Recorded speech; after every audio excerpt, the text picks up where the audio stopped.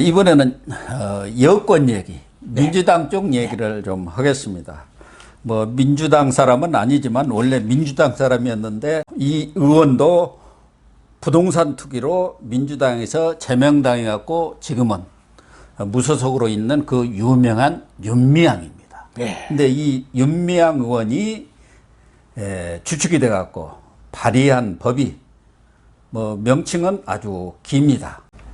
일제하 일본군 위안부 피해자에 대한 보호 지원 및 기념 사업 등에 관한 법률 개정안입니다. 그런데 여기서 핵심 내용은 뭐냐? 그 위안부 피해자들에 대해서 모욕을 한다든가 그런 명예훼손을 한 부분에 대해서 그런 발언이라든가 보도를 할 경우 처벌을 한다는 내용인데 거기다 슬쩍 끼워 넣는 게 위안부 관련 단체들. 그렇습니다. 그러니까 정의기억연대라든가 정대협이라든가 이런 데에 대해서도 이야기하는 것까지도 다 이렇게 두드러 막는 보호하는 그런 법을 사실상 썩 집어 넣어놓은 거예요.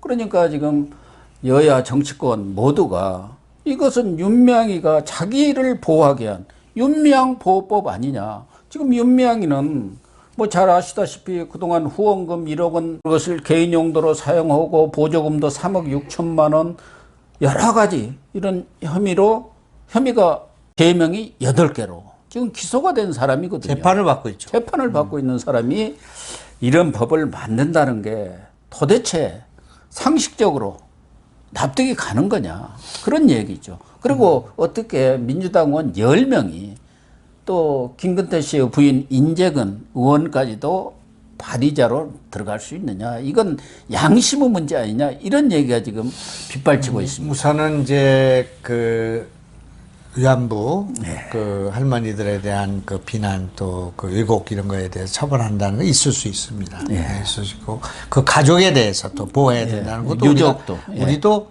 이해하고 동의할 수 있어요. 근데 거기다 이제 그들을 돕는 단체 도 비난하는 것은 안 된다. 비판하는 것은 안 된다. 그게 이제 골자 아니겠습니까? 예, 그렇습니다. 그런데 이것이 윤미향 사건, 지난번에 위안부 할머님이 한 분이 문제를 제기해서 이게 문제가 된 거 아니겠습니까? 이제 그렇게 되기 전이면 이것이 우리가 뭔지를 잘 몰랐을 수가 있어. 이용수 할머니. 근데 이용수 할머니가 그런 문제가 생겨서 이 사람들이 그걸 기득권으로 해서 많은 문제가 있고 그것 때문에 수사가 이루어지고 그래서 법원 지금 재판을 받고 있단 말이에요. 그래서 우리가 공분하는 것 가운데 하나예요, 이 사건이. 그죠? 야, 도대체 뭐를 알 게 없어서 그 위안부 할머니들 이렇게 이용해 먹냐. 얼마나 저 할머니들이 좀 여러 가지 그게 소름에 복받쳤으면 저렇게 하겠는가. 이래서 국민들이 여기에 아주 분노를 하고 있는 일인데 그걸 한 사람이 국회의원이 돼 있으니까. 이게 지금 어떻게 된 거냐. 이게 지금 국민들이 그런 상황인데 그 사람이 법을 만들어 가지고 자기를 보호하는 법을 만들어. 그러니까 이게 뭐라고 할까. 생선 가게에서 생선을 마음껏 먹는 법을 만들었다고 해야 되나. 어떻게 이 비율을 어떻게 될지 모르겠는데 이런 일을 하니까 이제 국민들이 분노를 한 거죠. 그러니까 뭐 그 대상도 얼마 안 될 거고 또 그 뭐라고 할까 그 법의 실효성도 얼마나 안 될지도 모르겠습니다. 지금 위안부 할머니가 몇 분 안 살아 계세요. 다 돌아가셨습니다. 근데 왜 우리 김근태 10명도 안 돼요. 형수님은 이런 법을 만드느냐 그런 얘기예요. 그냥 둬도 되는 일인데. 아니 이런 법이 없더라도 그런 명예훼손에 대해서는 형법이라든가 얼마든지 구제할 수 있는 방안들이 있습니다. 그럼 명예훼손도 있고. 그러니까 꼭 이게 지금 저기 같아요. 이건 뭐 조금만 그거보다는 적지만 왜 지난번에 왜 서른이를 포함해서 민주화운동 유공자들이 뭐 2세까지 뭘 받는 법을 만들었다가 국민들의 그 철퇴를 맞지 않았습니까? 나도 그렇죠. 뭐가 앞장섰지만은.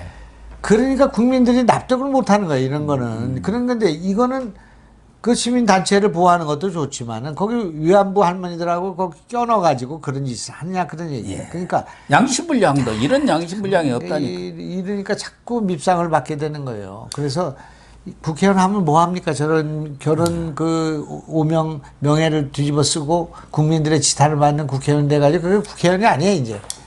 민주당도 사실은 윤미향 같은 경우는 그렇게 위안부 할머니들을 이용해서 8개가 죄를 저질렀고 거기다 부동산 투기까지 했으면은 제명을 해갖고 빠지를 붙여줄 것이 아니라 탈당시켜가지고 빠지를 떼었어야죠. 그래요. 그런데 이 문재인 정부는 무슨 죽창가만 불러대고 그러니까 어떻게든지 윤미향 보호를 하려는 거 아닙니까? 그러니까 이게 상식이 무너진 거죠. 그래서 상식의 회복이라는 게 이게 이제 이번 정권 교체의 그 내용이 돼 있지 않습니까? 공정과 상식 중에 하나가 상식 아니에요? 상식에 어긋나는 짓을 하고 있어요. 그러니까 뭐 상식에 어긋난 것 차원을 넘어서 지난번에는 대북 전단 금지법을 또 만들었습니다. 그게 이제 세계적인 비난을 받고 있지 않습니까? 이제 이번에 또 이번에는 이상직이 조국 또 김의겸 그런 사람들이 언론 보도를 통해서 언론 보도 왜곡 보도로 인해서 가짜 보도로 인해서 피해를 봤다 해갖고 앞장서서 만든 게 언론중재법 개정안이 또 논란이 되고 있지 않습니까? 그렇기 때문에 이러한 것에 대해서 가장 우리 그 기본권인 표현의 자유를 마음대로 180석 가지고 있다고 해가지고 지금들 마음대로 이렇게 표현의 자유 자체를 봉쇄하려는 이런 짓을 지금 하고 있는 게 문제예요. 언론 민주화 운동 하시던 분들이 있잖아요. 그 민원이 아니고 그 전에 왜 그 투옥도 되고 동아투이, 조선투이 다 있죠. 저는 그때 그분들하고 같이 감옥살이를 했는데 그 뒤에 제가 이제 이쪽으로 뭐 탈령이라고 할까 전향하다 보니까 좀 사이가 서먹서먹했어. 근데 이번에 보니까 그분들도 반대했더라고요. 다 반대했습니다. 그러니까 언론인들은 다 반대를 한 거예요. 아니 저쪽에 있는 그 가장 요새 뭐 패널이라든가 이런 사람이 공적이 된 게 민원연이라고 있습니다. 네, 민원연. 친문 아주 시민단체의 대표적인 데지요. 그래가지고 좀 그쪽에 비판적인 그런 논평이라든가 뭐 하는 데에 대해서 계속 공개가 거기까지도 이건 아니다. 언론중재법은 이렇게 한 거예요. 한겨레 신문하고 경향신문에서도 사설로 공격을 했다던데. 그러니까 전 언론이 공격하고 야당 후보 전부 그다음에 여당 후보 일부 정의당. 네, 그렇게 정의당 이게 됐잖아요. 또 세 개 각 각국의 언론단체 기자협회 뭐 다 이제 했잖아요. 그런데 여기에 이상한 사건이 하나 벌어졌어요. 어제 모르실 거예요. 어제 국회 운영위원회가 열린 겁니다. 열려가지고 유영민 비서실장한테 물어봤어. 이쪽에 전 무슨가 하는 국민의힘 의원이 물어봤습니다. 거기 저 문재인 대통령은 언론중재법에 대해서 어떤 입장을 갖고 계십니까? 그러니까 우리는 관여를 안 합니다야. 뭐 지지합니다든지 뭐 여기 좀 문제가 있지만 통과돼야 된다든지 이게 아니고 우리는 그거는 잘 모릅니다. 그 민주당이 알아서 하는 겁니다. 이렇게 얘기를 했어요. 그래서 내가 세상에서 유체 이탈 합법 중에서는 최고봉이다 이게 지금. 대통령이 나라의 근간이 되는 언론의 자유에 대해서 이렇게 들끓고 있는 문제와 관련해서 이 민주당이 하고 있는 저 짓에 대해서 대통령이 발언을 하지 않고 침묵을 지키는 이건 대통령 부재야. 대통령이 뭐하러 있는 존재, 이런 들끓고 있는, 말하자면 전쟁이 일어난 거 아닙니까? 지금 정신적인 전쟁, 민주주의의 전쟁, 이거 하고 있는 거 아니에요? 이제 그런데 내가 이제 그 글을 쓴 게 5월 2일 날 송영길이가 당대표 되셨어. 그래가지고 맞습니다. 전화해가지고 뭐라 했냐면 우리는 완팀이다 그랬어. 완팀이라고. 네, 완팀이라고. 그리고 당정청을 뭐 강화해서 뭐 한대. 걸핏하면. 그랬던 사람들이 아니 민주당이 저기 하는데 당정청 회의는 왜 안 열고 대통령은 왜 그 침묵을 지키냐 이거예요. 그래서 내가 야 저거는 저 침묵은 세월호 7시간보다 더 값진 침묵이다 말이야. 아이고 참 이게 다 상식의 오늘 다 우리가 다루고 있는 것들이 다 상식의 반란입니다. 상식이 무너진 데서 오는 반란들이야. 조민도 지금 상식의 반란이고 윤미향 것도 반란이고 그다음에 무슨 우리 그 여론조사에서 민주당이 와서 찍는 거 역선택 이것도 반란이고 다 상식으로 생각하면 되는 일들을 상식을 어긋나서 하는 놈들이 있는데 그것이 바로 정치권이에요. 어쨌든 이 문재인 대통령은 자기 생색 낼 일 있으면 그냥 쌍지팽이 들고 쫓아와요. 그리고 그다음에 책임질 일이 있으면은 이거예요. 모르세. 이거. 근데 오늘 기사가 또 하나 났는데 공소장 때문에 다 밝혀지는 일이에요. 예. 월성 원전 있잖아요. 그러니까요. 월성 그 행정관 수첩이 다 나와 있더구만요. 월성 원전에 대해서 지난번에는 저 내부 통신망에다 글을 썼다는 거 아니야? 예. 그냥 말로 지시한 줄 알았잖아요. 우리는 문묘 인가하는 사람이 거기다 월성 원전에 대해서 글을 쓰니까 대통령이 그 답글을 쓴 거예요. 답글 과기보좌관이었죠. 쓰면서, 그래서 그 월성 원전 언제 문 닫습니까? 이렇게 썼다는 거야. 예. 그러니까 그게 빼도 박도 못하는 증거가 된 거 아닙니까? 이제 정권 교체되고 난 뒤에 그 바로 수사에 들어갈 내용이 됐는데 오늘 나온 것은 이제 그 산자부 직원들이 이제 그 대통령 되고 나서 인수위 그때 할 때 이거 하려면 1조 8천억의 손세가 오니까 이건 법을 고치지 않고는 하면 안 된다. 이걸 3번이나 올렸다는 거예요. 그랬다는 거죠. 근데 그것을 밀고 가지고 지금 저렇게 손실이 왔으니 그 구상권 청구를 하게 되면 대통령한테 가게 돼 있단 말이에요. 근데 그걸 자르려고 요번에 백운규 그 심사위원회에서 그걸 기소하지 배임죄를 안는 거죠. 이제 직권남용만 하고 그래서 최이봉까지도 거기도 어차피 청와대 산업비서관이니까 공직자들이 연계가 되면 문재인까지 갈 수밖에 없기 때문에 한수원 사장 정재훈 쪽으로 딱 거기만 배임죄를 넣고 그 전에도 그거 월성 1호기 폐쇄 반대했던 뭐 이모 사장인가 한수원 사장 그냥 1년 8개월만 하고 3년인데 쫓아내버렸다고 막.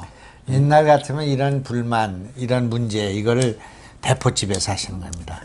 고영신, 김용환 만나서 이런 놈들이 있냐.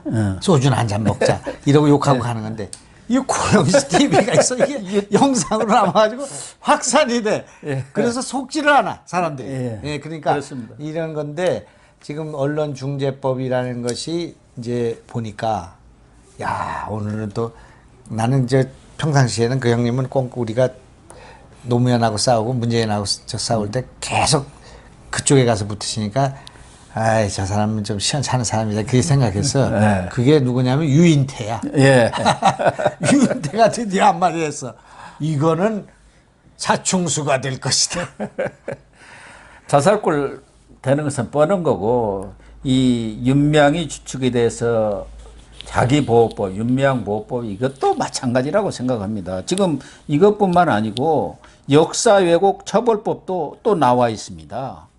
그래갖고 일제 지배하에 일어난 범죄를 찬양한다든가 무슨 우길기를 사용한다든가 뭐 이런 거 하고 거기에 위반한 사람은 10년 이하 징역에 2억 이하 징역. 또 이번에 윤명보호법에는 5년 이하 징역에 뭐 5천만 원 이하 벌금했는데 이런 것들이 보면은 이제는 이 정권이 역사적인 판단에 맞게 할 사안까지도 어떻게 보면 역사의 사법화라가 요새는 모든 것을 정치화시키고 역사 자체도 정치화시키는 것 아닙니까? 그러니까 언론중재법이라고 할 거, 언론악법, 재갈법 이거를 만들어 놨으면 조국의 그 문제를 제기를 못한다 이게 언론이. 할 수가 제기하는 없죠. 순간에 그거는 벌써 기소에 들어가고 수사에 들어가고 징벌적 손해배상 5배에 들어가니까 기사를 쓸 수가 없어. 그 의혹이 있어도. 그래서 이제 그게 하나 있고. 아니 윤미향 사건도 거는 마찬가지죠. 윤미향 그 후원에 이런 계좌가 문제가 있고 뭐 하는 거를 제기하면 그건